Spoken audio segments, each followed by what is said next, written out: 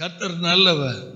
யோவான் சுவிசேஷம் 5ஆம் அதிகாரம் 39ஆம் வசனம். யோவான் 5ஆம் அதிகாரம் 39ஆம் வசனம். வேத வாக்கியங்களை ஆராய்ந்து பாருங்கள். வேத வாக்கியங்களை ஆராய்ந்து பாருங்கள். அவைகளால் உங்களுக்கு நித்திய ஜீவன் உண்டென்று. அவைகளால் உங்களுக்கு நித்திய ஜீவன் உண்டென்று எண்ணுகிறீர்களே.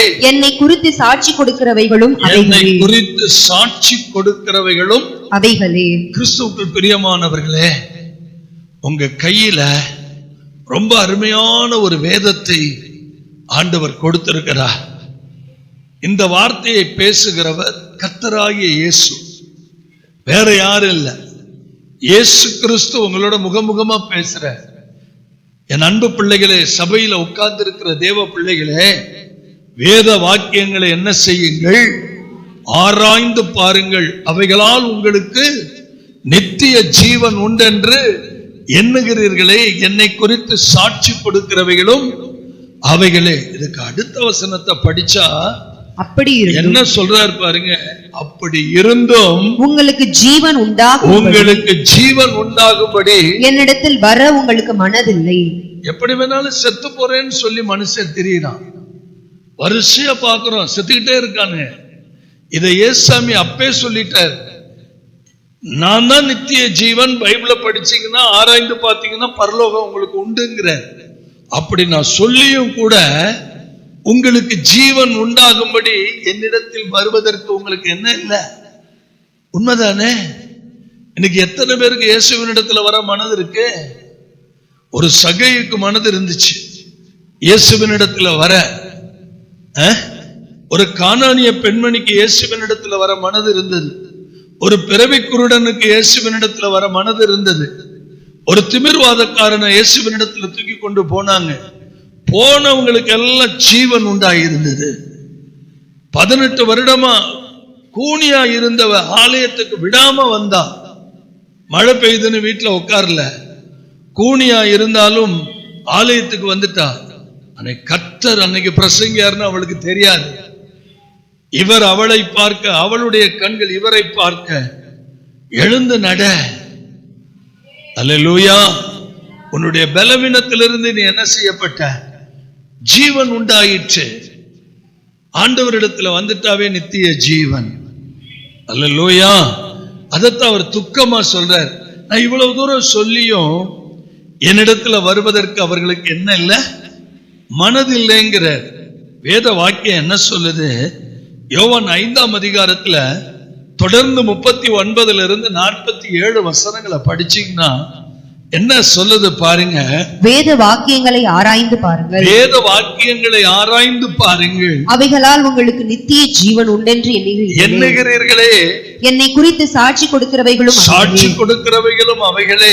அப்படி இருந்தும் உங்களுக்கு ஜீவன் உண்டாகும்படி என்னிடத்தில் வர உங்களுக்கு மனதில்லை.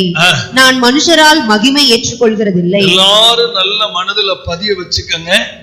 மனுஷனால் வரக்கூடிய மகிமையை அவர் ஏற்றுக்கொள்ளுகிறதில்லை. உங்களில் தேவ அன்பு இல்லை என்று உங்களை அறிந்திருக்கிறேன். உண்மைதானே? ஒருத்தட்ட அன்பு இருந்துச்சுன்னா ஆண்டவர்கிட்ட ஓடி வந்திருப்பானே. ஆண்டவர் ரொம்ப அழகா சொல்றாரு, உங்களில் தேவ அன்பு இல்லை என்று உங்களை அறிந்திருக்கிறேன். நான் என் பிதாவின் நாமத்தினாலே வந்திருந்தும் நீங்கள் என்னை ஏற்றுக்கொள்ளவில்லை. வேறொருவன் தன் சுய நாமத்தினாலே வந்தால் அவனை ஏற்றுக்கொள்வீர்கள். இந்த பூமியில யார் யாரையோ ஏற்றுக்கிறாங்க, யார் யாரையோ நம்புறாங்க. ஆனா யாரை ஏற்றுக்கொள்ளவில்லையா? இயேசுவை ஏற்றுக்கொள்ளவில்லை. உண்மையாகங்க, மனுஷனா இருந்தவனை மனித தெய்வமா ஜனங்க ஏற்றுக்கொள்றாங்க. ஆனா பரத்திலிருந்து வந்தவரை இன்னைக்கு ஜனங்கள் என்ன செய்யல? ஏற்றுக்கொள்ளவில்லை. தொடர்ந்து போங்க. தேவனாலே மாத்திரம் வருகிற மகிமையை தேடாமல் ஒருவரில் ஒருவர் மகிமையை ஏற்றுக்கொள்கிற நீங்கள் எப்படி விசுவாசிப்பீர்கள்? எப்படி விசுவாசிப்பீர்கள்? பிதாவினிடத்தில் நான் உங்கள் மேல் குற்றம் சாட்டுவேன் என்று நினையாதிருங்கள். நீங்கள் நம்புகிற மோசேயே உங்கள் மேல் குற்றம் சாட்டுவார். அடுத்த வசனம். நீங்கள் மோசேயை விசுவாசித்தீர்களானால் என்னையும் விசுவாசிப்பீர்கள். என்ன அருமையான வார்த்தை. மோசேயிலும் பெரியவர் நான் வந்திருக்கிறேன்.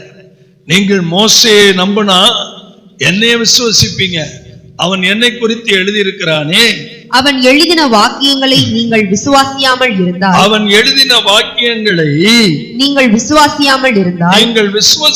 இருந்தால் நான் சொல்லுகிற வசனங்களை எப்படி விசுவாசிப்பீர்கள் என்றார். இன்றைய தியானம், இன்றைய செய்தியினுடைய தலைப்பு என்ன தெரியுமா? வேதத்தை ஆராய்ந்து பாருங்கள். இன்றைய செய்தி, இன்றைய தியானம் என்ன? வேதத்தை ஆராய்ந்து பாருங்கள். அல்லேலூயா. செய்தியை கவனமா நீங்க கேட்கணும். வேத ஆராய்ச்சி, வேதத்தை ஆராய்வது என்பது இந்த பரிசுத்த வேதத்தில் கர்த்தர் கொடுத்த வார்த்தைகளை, சத்தியங்களை ஆழமாய் புரிந்து கொள்வதாகும். அல்லேலூயா. இதற்கு நம்ம என்ன செய்யணும்னா, வேத வசனங்களை பல முறை வாசிக்கணும். வேத வசனங்களை பல முறை வாசிப்பதோடு அல்லாமல் இந்த ஒவ்வொரு வசனத்துக்குள்ளும் இருக்கிற அந்த உள்ளான அடக்கத்தை புரிந்து கொள்ள வேண்டும். ஆமென். புரிந்து கொள்வது மாத்திரமல்ல, கொடுக்கப்பட்ட வசனங்களை வேதத்தில் தேடி தேடி ஆராய்ந்து தேவனை அறிந்து கொள்ள வல்லமையோடு நாம் என்ன செய்ய வேண்டும்? ஜெபிக்க வேண்டும். ஆமென். சரியா? 1 யோவான் புஸ்தகத்துல 5ஆம் அதிகாரத்துல 20வது வசனம் என்ன சொல்லுதுன்னு பாருங்க. அன்றியும் நான் சத்தியம் உள்ளவரை அறிந்து கொள்வதற்கு தேவனுடைய குமாரன் வந்து நமக்கு புத்தியை தந்திருக்கிறார் என்றும் அறிவோம். இதுக்கெல்லாம் நான் விளக்கம் கொடுக்கணும்னு அவசியம் இல்லை. சத்திய வேதத்தை, வார்த்தைகளை அறிந்து கொள்வதற்கு தேவன் நமக்கு என்ன கொடுத்திருக்கிறார்? புத்தியை தந்திருக்கிறார் என்று அறிவோம். அவருடைய குமாரனாகிய இயேசு கிறிஸ்து எனப்பட்ட சத்தியம் உள்ளவருக்குள்ளும் இருக்கிறோம். இவரே சத்தியம் உள்ளவருக்குள்ளும் இருக்கிறோம்.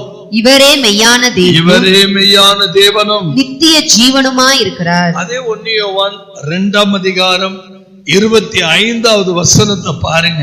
நித்திய ஜீவன் அளிப்பேன் என்பதே, நித்திய ஜீவனை அளிப்பேன் என்பதே அவர் நமக்கு செய்த வாக்குத்தத்தம். அப்ப வேத வசனங்களை ஆராய்ந்து பாருங்கள்.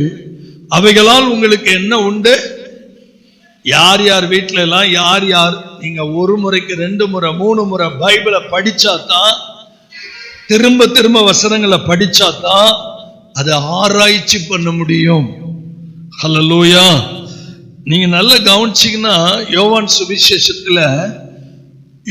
சுவிசேஷத்துல 17ஆம் அதிகாரத்துல 3வது வசனத்துல பாத்தீங்கன்னா, ஒன்றான மெய் தேவனாகிய உம்மையும் நீர் அனுப்பினவராகிய இயேசு கிறிஸ்துவையும் அறிவதே நித்திய ஜீவன். அல்லேலூயா. உங்க கையில் இருக்கிற பரிசுத்த வேதாகமத்தை குறைந்தபட்சம் 2 முறையாவது நீங்க வாசிக்கணும். 2 முறையாவது படிச்சு, முதல் முறை படிக்கும் போது நல்ல கவனிங்க. வீட்டுல போய் யூடியூப் கேட்டு செய்தி எடுத்துக்கங்க. முதல் முறை படிக்கும் போது பொதுவான கருத்து புரிஞ்சுக்கங்க. 2வது முறை படிக்கும் போது அந்த வசன குறிப்புகளை ஆழ்ந்து படிங்க. அல்லேலூயா. இதுதாங்க வேத ஆராய்ச்சி. 1 பேதுருவின் புஸ்தகம் 1ஆம் அதிகாரம் 10வது வசனத்துல நீங்க படிச்சீங்கன்னா பேதுரு எழுதுறாரு, உங்களுக்கு உண்டான கிருபையை குறித்து தீர்க்க தரிசனம் சொன்ன தீர்க்கதரிசிகள் இந்த ரட்சிப்பை குறித்து கருத்தாய் ஆராய்ந்து பரிசோதனை பண்ணினார்கள். உட்கார்ந்து வசனத்தை ஆராய்ச்சி பண்ணி அத நல்ல தேவ சமூகத்துல ஒவ்வொரு தீர்க்க தரிசனங்களையும் கருத்தா என்ன பண்ணாங்க? ஆராய்ந்து பார்த்தார்கள். அல்லேலூயா. வேத வசனத்தை இன்னைக்கு என்ன பண்ணணும்? நம்ம ஆராய்ந்து பார்க்கணும். யோவான் 7ஆம் அதிகாரம் 52வது வசனத்துல இயேசு கிறிஸ்து என்ன பாருங்க. அதற்கு அவர்கள், நீரும் கலிலேயனோ? கலிலேயாவில் இருந்து ஒரு தீர்க்கதரிசியும் எழும்புகிறதில்லை என்பதை ஆராய்ந்து பாரும் என்றார்கள். ஆராய்ந்து பாரும். கலிலேயாவிலிருந்து ஒரு தீர்க்கதரிசி எழும்புறதில்லை, ஆராய்ந்து பாரும். உங்க கையில இருக்கிற பரிசுத்த வேதத்தை வாசிக்கிறது வேற, தியானிக்கிறது வேற, ஆராயிறது வேற. அவைகளெல்லாம் நான் பின்னாடி சொல்றேன். Read the Bible, search the Bible, meditate the Bible. வேதத்தை படிக்கிறது வேற, தியானிக்கிறது வேற, ஆராயிறது வேற. அல்லேலூயா. ஏன் பிரதர், இந்த பைபிளை நான் ஆராய்ச்சி பண்ணி என்ன பண்ண போறேன்?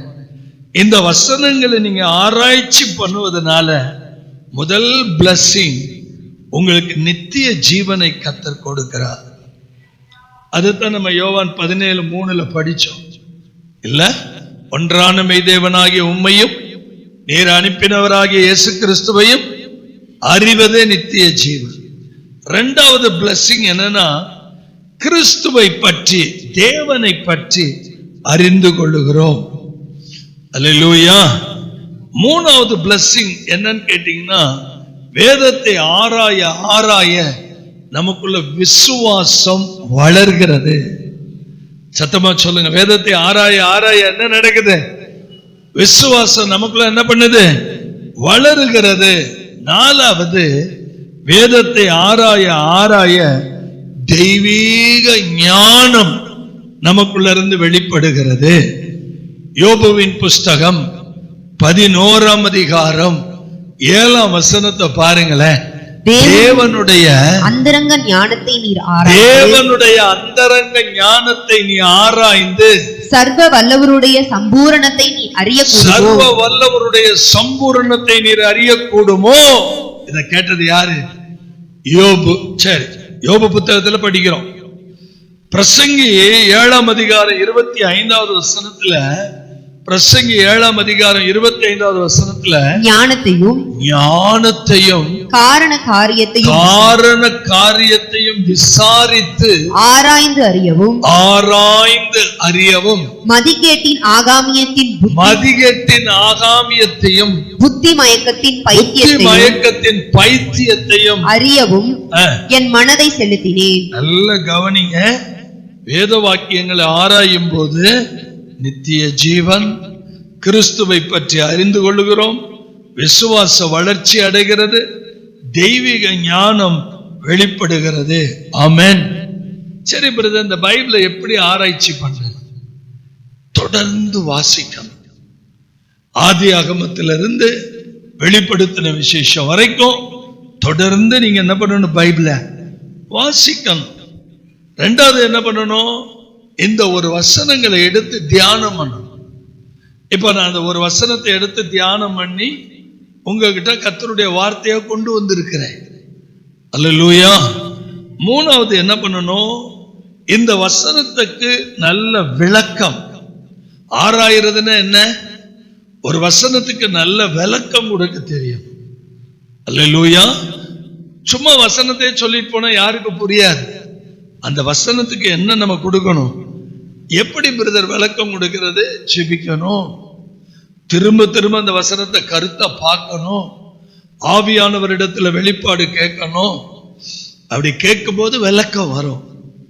ஆமென். ஆமென் சொல்லுங்க. இன்னொரு காரியம் என்ன தெரியுமா? இன்னொரு காரியம் எப்படி ஆராயலாம் தெரியுமா? ஒரு 4 பேர் அல்லது ஒரு 3 பேர் உட்கார்ந்துகிட்டு ஒரு வசனத்தை அப்படியே பேசலாம். அப்படி பேசி ஒவ்வொருத்தருடைய ஆலோசனைகளையும் கலெக்ட் பண்ணி அதுதாங்க ஆராயிறது. அல்லேலூயா. அது மனுஷ பிரகாரமா பேசக்கூடாது, சரியான ஆராய்ச்சியா இருக்கணும். ஆமென். நீங்க பார்க்கறத பார்த்தா எனக்கு பயமா இருக்கு. வேதாகமத்தை சும்மா படிச்சிட்டு இருக்குன்னா வேஸ்ட். வேதாகமத்தை சும்மா வெறுமனே உட்கார்ந்து படிச்சிட்டு இருந்தா எந்த பிரயோஜனமுமே கிடையாது. எது உங்களுக்கு எது வரைக்கும் நீங்க புரிஞ்சிருப்பீங்க இந்த பைபிள்ல? எது வரைக்கும் இந்த வேதாகமம் உங்களுக்கு புரிஞ்சிருக்கும்? ஒரு புஸ்தகத்தை எடுத்தா ஆதியாகமம் யார் எழுதினது? இந்த ஆதியாகமத்துக்கு முன்னாடி வேற எந்த பரிசுத்தவான் வாழ்ந்திருக்கிறாங்க? ஏன் அப்படின்னு சொன்னா, ஆதியாகமத்தை படிக்கும் போது தேவனாகிய கர்த்தர் வானத்தையும் பூமியையும் படைத்தார்னு இருக்கு. படைத்த உடனே எப்படி அது ஒழுங்கு இல்லாம போகும்? படைத்த உடனே அது எப்படி வெறுமையா போகும்? படைத்த உடனே எப்படி அது இருளா போகும்? என்னைக்காவது சிந்திச்சிருக்கிறீங்களா? அப்ப இதுக்கு எங்க விளக்கம் இருக்குது? எரேமியா சொல்றாரு, வானத்தை பார்த்தேன், அங்க ஒழுங்கு இல்லை. பூமியை பார்த்தேன், அது வெறுமையா கிடந்தது. அப்ப அந்த 1வது வசனத்துக்கு 2வது வசனத்துக்கு இடையில ஏறக்குறைய பல ஆண்டுகள் சம்பவம் நடந்திருக்கு. அதுக்கு விளக்கம் எங்க போய் கண்டுபிடிக்க முடியும்? எரேமியாவில். அப்ப அந்த எரேமியாவில் போய் கண்டுபிடிச்சு அந்த வசனத்தை எடுத்துட்டு வந்தா, வானத்தை பார்த்தேன், அங்க அது எல்லாம் எப்படி இருந்துச்சு? ஒழுங்கா இருந்துச்சு, அழகா இருந்துச்சு. அப்ப இங்கேயே ஒழுங்கு இல்லை, இங்கேயே வெறுமை வந்துச்சு. அங்க பெருமை பிடிச்சவனை கீழே தள்ளி விட்டாரு. கீழே விழுந்து போனவன் பூமியை கெடுத்தான். அல்லேலூயா. இன்னைக்கு வரைக்கும் கெடுத்துட்டு இருக்கிறான். அல்லேலூயா. இப்படி உட்கார்ந்து பைபிள பைத்தியம் பிடிச்ச மாதிரி தான் இருக்கும். ஆனா பைபிள்ல பைத்தியமா மாறணும். சத்தமே வரலையே. பைபிள் பைத்தியமாவே மாறணும். பைபிளை விட்டு எந்திரிக்கவே கூடாது. அதுக்கப்புறம் உங்களுக்கு கிடைக்கிற ஆசீர்வாதங்களை பாருங்க, மேன்மையை பாருங்க. அல்லேலூயா. அதாவது இந்த வேதாகமத்தை நல்ல வியாக்கியானம் பண்ணக்கூடிய ஒரு பரிசுத்தவான் மேத்யூ ஹென்றி அப்படிங்கிற ஒரு தேவ மனுஷன் சொல்றாரு, வேதாகமம் என்னும் நிலத்தில் புதைந்திருக்கிற மாணிக்கம் கர்த்தராகிய இயேசு கிறிஸ்துங்கிறார். எப்படிங்க? வேதாகமம் என்னும் நிலத்தில் புதைந்திருக்கும் மாணிக்கமே கர்த்தராகிய இயேசு கிறிஸ்துன்னு சொல்றார். அப்ப மாணிக்கம் நமக்கு வேணும்னா நிலத்தை தோண்டணும். அல்லேலூயா. மாணிக்கம் வேணும்னா இப்ப என்ன பண்ணணும்? ஆதி ஆகமத்தை தோண்டணும், யாத்திரை ஆகமத்தை தோண்டணும், லேவியர் ஆகமத்தை தோண்டணும். எந்த புஸ்தகமும் தேவையில்லைன்னு சொல்லக்கூடாது. தோண்ட தோண்ட தோண்ட முழு பரிசுத்த வேதாகமம் இயேசுவை பற்றினதுதான். ஆமென். முழு பரிசுத்த வேதமும் எதை பற்றினதுதான்? இந்த இயேசுவை பற்றினதுதான். கர்த்தருடைய பரிசுத்த நாமம் மகிமைப்படுவதாக. நான் இன்னும் உங்களுக்கு புரியுற மாதிரி ஏசாமி சொன்னதை நான் சொல்றேன். லூக்காவுல 24ஆம் அதிகாரத்துல 44வது வசனத்துல, லூக்காவுல 24:44 மோசேயின் நியாயப்பிரமாணத்திலும் தீர்க்கதரிசிகளின் ஆகமங்களிலும் சங்கீதங்களிலும் என்னை குறித்து எழுதியிருக்கிறவைகள் எல்லாம். எங்க மோசேனுடைய நியாயப்பிரமாணம் என்ன? ஆதி ஆகமத்திலிருந்து பாத்தீங்கன்னா மோசே யாத்திரை ஆகமத்திலிருந்து வர்றார். யாத்திரை ஆகமம், லேவியர் ஆகமம், என்னாகமம், உபாகமம், அப்புறம் தீர்க்கதரிசி ஆகமம், அப்புறம் சங்கீதம், இவங்களெல்லாம் படிச்சீங்களா அப்படின்னு யார் கேட்கிறா? ஏசாமி கேட்கிறார். இவைகளில் எல்லாம் என்னை குறித்து எழுதி இருக்கிறவைகள் எல்லாம் நிறைவேற வேண்டி இருக்கிறது. இந்த வார்த்தை யார் சொல்றா? ஏசப்ப சொல்றார். இதெல்லாம் படிச்சீங்களா? உங்களதான் கேட்கிறார். இதெல்லாம் படிச்சீங்களா? இது எழுதி இருக்கிறதெல்லாம் என்ன ஆயிரும்? நிறைவேறணும். இன்னொரு வசனம் தரவா? அதே லூக்கா 24:27 பாருங்க. 24:27 மோசே முதலிய சகல தீர்க்கதரிசிகளும் எழுதின வாக்கியங்கள் எல்லாவற்றிலும் தம்மை குறித்து சொல்லியவைகளை அவர்களுக்கு விவரித்து காண்பித்தார். எப்படிங்க? மோசே முதலிய சகல தீர்க்கதரிசிகளும் எழுதின வேத வாக்கியங்களில் தம்மை குறித்து சொல்லியவைகளை எல்லாம் என்ன பண்ணாரு? சீஷர்களுக்கு, மக்களுக்கு விவரித்து காண்பித்தார். இயேசு பேசினது, இயேசு செய்த அற்புதங்கள் எல்லாம் எழுதணும்னா நமக்கு அப்படி ஒரு பைபிளை தூக்கிட்டு போக முடியாது. நல்ல கவனிங்க. தம்மை குறித்து சொல்லியவைகளை விவரித்து காண்பிக்கிறார். விவரித்து காண்பிக்கிறார். வேத வசனங்கள் எல்லாம் அழகா. நீங்க உங்களால பைபிள் படிக்க முடியல, நீங்க என்னைக்கு தியானிக்க போறீங்க? என்னைக்கு நீங்க ஆராய்ந்து பார்க்க போறீங்க? என்னைக்கு இந்த ரகசியங்களை எல்லாம் புரிஞ்சுக்க போறீங்க? ஏன்னா 16ஆம் நூற்றாண்டுல வாழ்ந்த மார்ட்டின் லூத்தர், சீர்திருத்தத்தின் தந்தை என்று அழைக்கப்படுகிற மார்ட்டின் லூத்தர், அவர் என்ன தெரியுமா சொல்றாரு? நல்ல கவனிங்க. நம்ம இந்த பரிசுத்த வேதாகமத்தை எப்படி பார்க்கணுமா, ஒரு குழந்தைய தொட்டில்ல போய் பார்க்கறது மாதிரி, ஒரு குழந்தைய ஆசாசையா எதில் போய் பார்க்கிற மாதிரி, தொட்டில்ல போய் பார்க்கிற மாதிரி கிறிஸ்துவை பார்ப்பதற்காக மட்டுமே இந்த வேதாகமத்துக்கிட்ட வரணுமா? ஒவ்வொரு முறையும் நீங்க பைபிள் எடுக்கும் போது யாரை பார்க்கறீங்க? இயேசுவை பார்க்கறீங்க. அல்லேலூயா. சந்தோஷமா இல்லையா சொல்லுங்க. ஜான் பிளான்சன் அப்படிங்கிற ஒரு தேவ மனுஷர் சொல்றாரு, தேவனுடைய வார்த்தையை கற்பது கிறிஸ்துவை கண்டடையவே. தேவ வார்த்தை எதுக்காக நம்ம ஆராய்ச்சி பண்றோம் தெரியுமா? யாரை பார்க்கறதுக்கு? இயேசுவை பார்க்கறதுக்குங்கிறதுல சந்தேகமே இல்லைங்கிற. இன்னும் ஆழமா உங்களுக்கு சொல்லணும்னு சொன்னா, ஒரு வேட்டைக்காரன் வேட்டையாட போகும்போது ஒரு மிருகத்தினுடைய அடிச்சுவடுகளை பார்த்து அது எங்க பதுங்கி இருக்குதுன்னு கண்டுபிடிப்பான். சொல்றது புரியுதா? ஒரு வேட்டைக்காரன் ஒரு மிருகத்தை அடிக்கிறதுக்கு, கொல்றதுக்கு அதனுடைய அடிச்சுவடுகளை ஃபாலோ பண்ணி எங்க ஒளிஞ்சிருக்குன்னு பார்ப்பான்.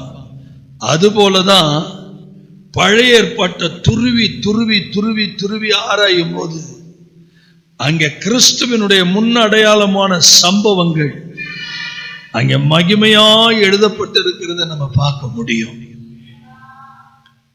அல்லேலூயா. சந்தோஷமா இல்லையா சொல்லுங்க. இப்படி நம்ம பைபிளை படிக்கலன்னா நம்ம பைபிள் படிக்கிறதே வேஸ்ட்ங்கிறார். சும்மா நினைச்சுக்க பைபிளை படிக்கிறதுல பிரயோஜனமே இல்லை. மணிக்கணக்கா தியானிக்கணும், மணிக்கணக்கா தியானிக்கணும். இப்போ உங்க கையில எல்லார் கையிலயும் ஆண்ட்ராய்டு செல் இருக்கு. ஆண்ட்ராய்டு செல் இருக்கா இல்லையா? ஆண்ட்ராய்டு செல் இருக்கு. ஒரு குறிப்பிட்ட பைபிள் இருக்கு. அந்த பைபிள் அதுல ஆப்பை ஏத்துங்க. அதை ஏத்திட்டு அதுல கண்டென்ட்னு வரும், அதை அமுக்குங்க.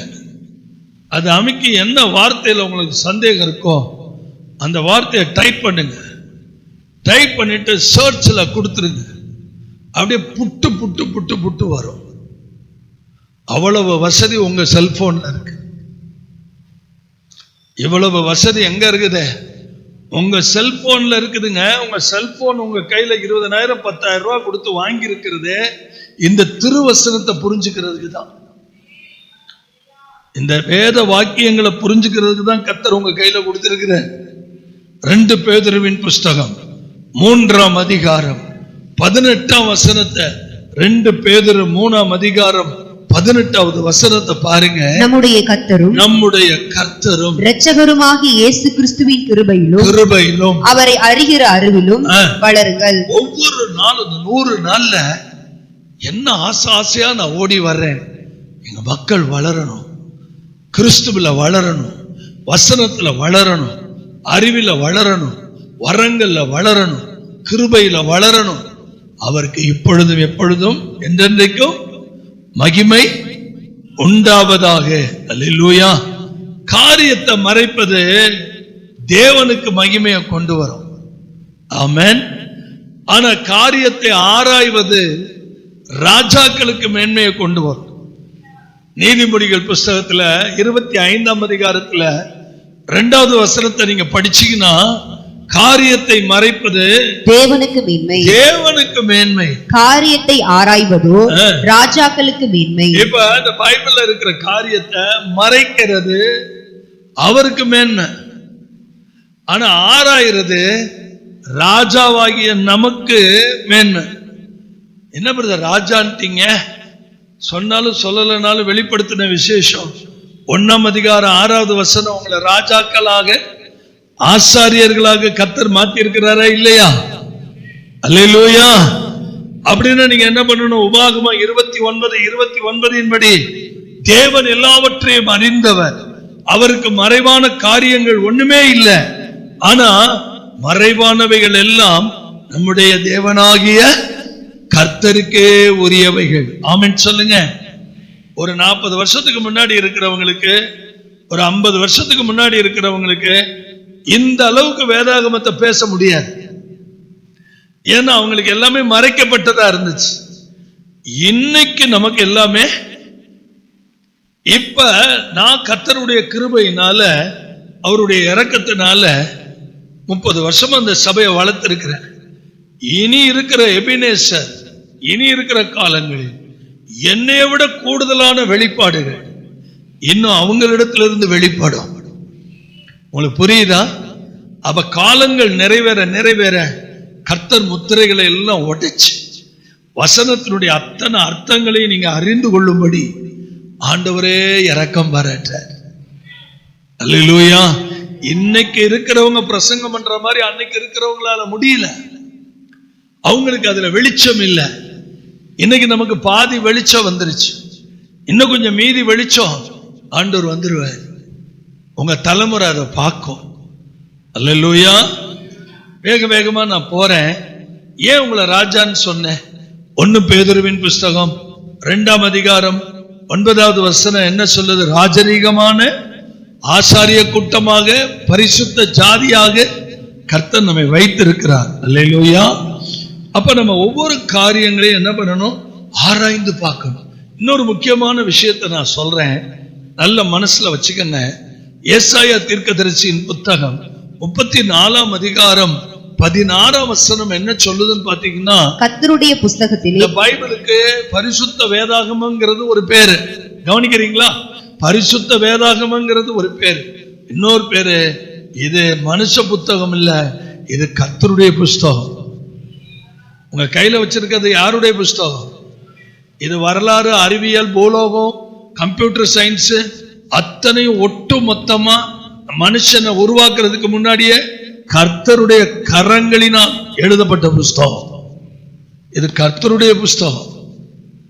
கர்த்தருடைய புஸ்தகத்தை எப்படி படிக்கணுமா? தேடி வாசியுங்கள். தேடி வாசிக்கிறதுல ஒரு ஆசீர்வாதம் இருக்குங்க. பைபிள்ல தேடி தேடி வாசிக்கிறதுல ஒரு பெரிய ஆசீர்வாதம். இவைகள்ல ஒன்னும் என்ன செய்யாது? குறையாது. இவைகளில் ஒன்னும் என்ன செய்யாது? ஜோடி இல்லாது. ஒரு வசனத்துக்கு இன்னொரு வசனம் ஜோடி இருக்கும். அதுதான் ஆங்கிலத்தில் என்ன சொல்றோம்? ரெஃபரன்ஸ் பைபிள்னு சொல்றோம். வேத ஒத்த வாக்கியம்னு சொல்றோம். அவருடைய வாய் இதை சொல்லிட்டு அவருடைய ஆவி அவைகளை என்ன செய்யும்?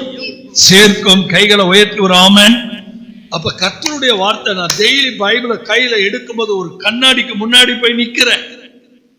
ஆமென். இந்த கண்ணாடி என்னை சீர்படுத்துது.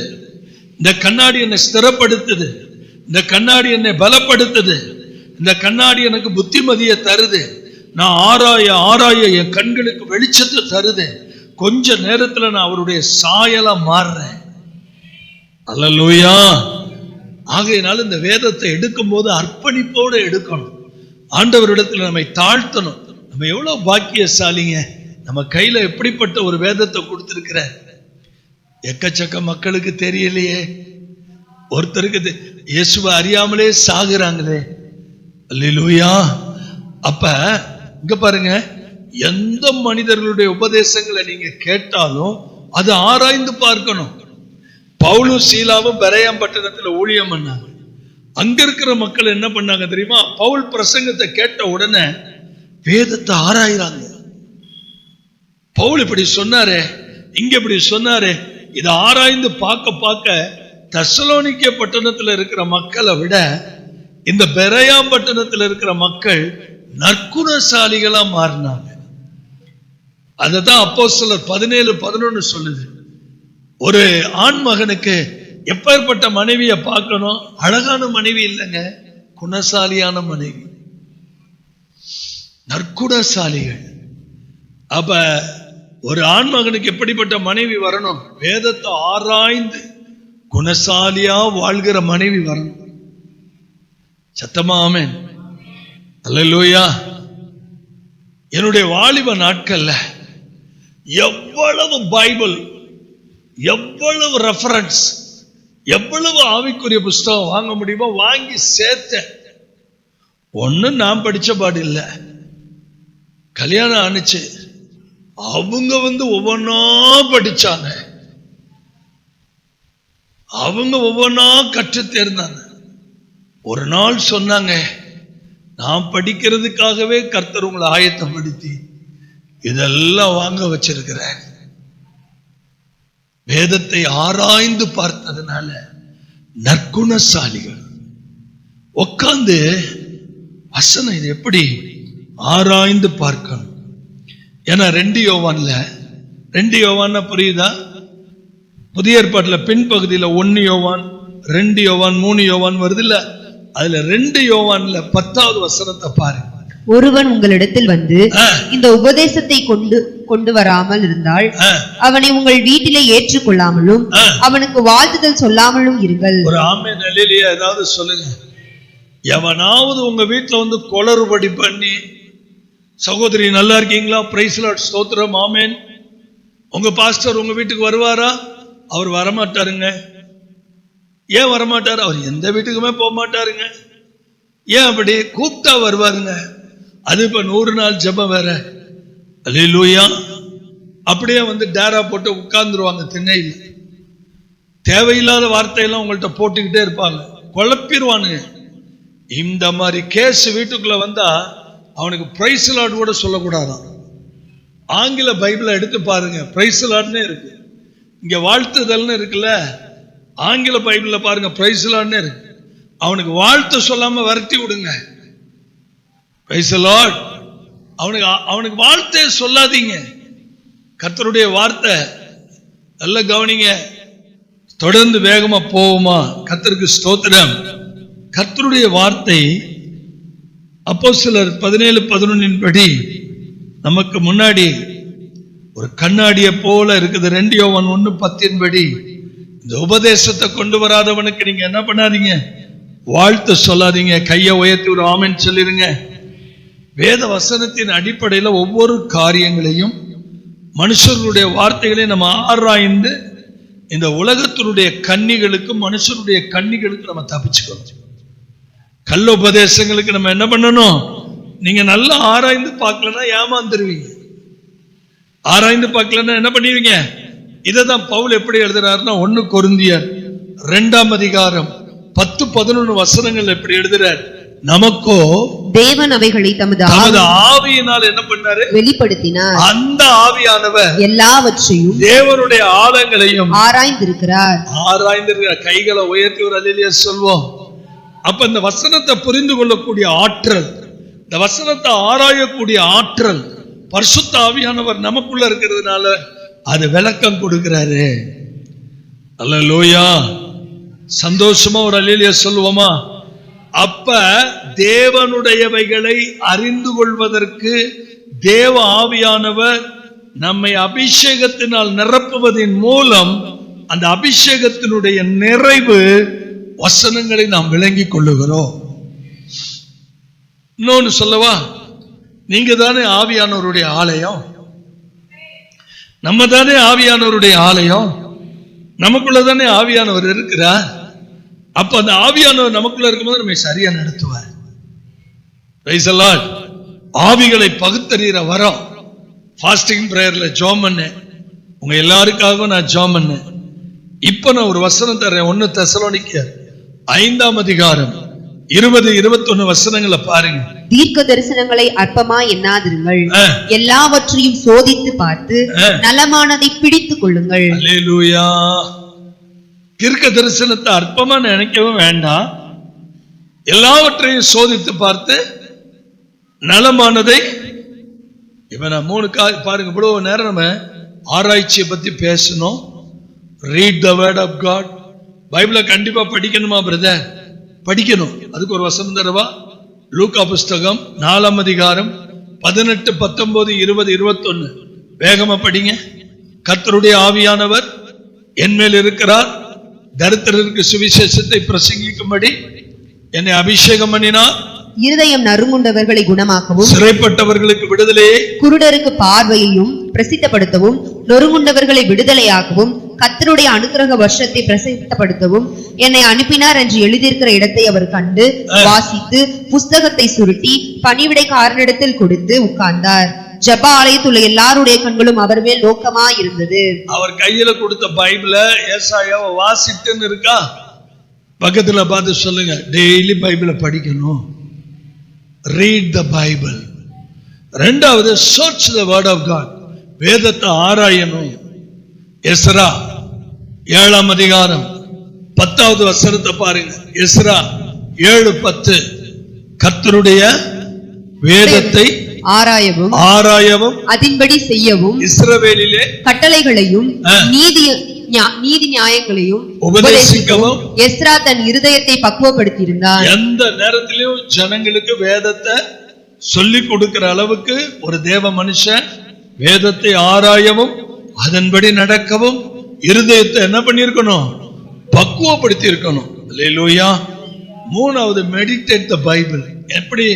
எப்படி பைபிளை தியானம் பண்றது?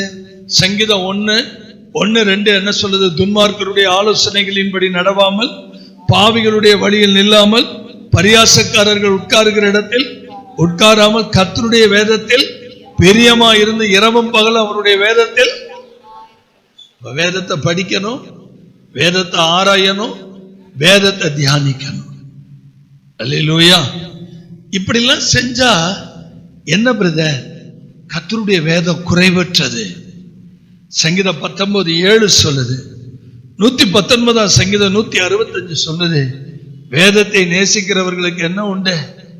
சமாதானம் உண்டு. சங்கீதம் 19:7 சொல்லுது, உங்க ஆத்துமாவை உயிர்ப்பிக்குது. சங்கீதம் 19:7 சொல்லுது, பேதைய என்ன பண்ணுது? ஞானியாக்குது.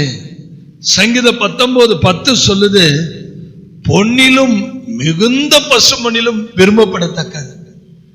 அதே சங்கீதம் 19:10 சொல்லுது, தேனிலும் தெளிதெனிலும் அதிக மதுரம் உள்ளது. அதே சங்கீதம் 19:11 சொல்லுது, அவைகளால் உமது அடியான் எச்சரிக்கப்படுகிறேன். ஆமென். நிறைய இருக்குது. வேதத்தை ஆராய ஆராய ஆராய நேரம் போறதே தெரியாது. அதனாலதான் யோபு சொன்னார், எனக்கு வேண்டிய ஆகாரத்தை பார்க்கிலும் உடைய வார்த்தைகளை உட்கொண்டேன். ஜெபம் பண்ணுவோமா? எல்லாரும் எழும்பலாம், எல்லாரும் எழும்பலாம், எல்லாரும் எழும்பலாம். இயேசுவை பார்க்கலாம். இயேசுவை காண்போ, இயேசுவை காண்போ, துதியின் சிங்காசனத்தில் மாட்சிமை மகிமை ஆளுகை செய்யோ, யூதாவின் சிங்கம் நீரே, உந்தன் முன்பாக பணிந்து பரிசுத்த கரத்தை உயர்த்தி துதித்திடுவே. இயேசுவை காண்போ, இயேசுவை காண்போ, துதியின் சிங்காசனத்தில். இந்த பைபிள ஓபன் பண்ண உடனே நான் இயேசுவை தான் பார்க்கிறேன். முத அட்டையிலிருந்து கடைசி அட்டை வரைக்கும் இயேசுதான் இருக்கிறார். அவர் இல்லாம என்னால வாழ முடியாது. ஜெபம் பண்ணுவோமா? நல்ல தகப்பனே, வேதத்தை ஆராய்ந்து பாருங்கள், அவைகளால் உங்களுக்கு நித்திய ஜீவன் உண்டென்று சொல்லப்பட்டிருக்கிறதே. ஏசப்பா, இந்த வேதத்தை ஆராயவும் அதன்படி நடக்கவும் எங்கள் இருதயத்தை பக்குவப்படுத்துவீராக. இயேசுவின் நாமத்தில் தாழ்த்தி ஜெபிக்கிறேன் நல்ல பிதாவே.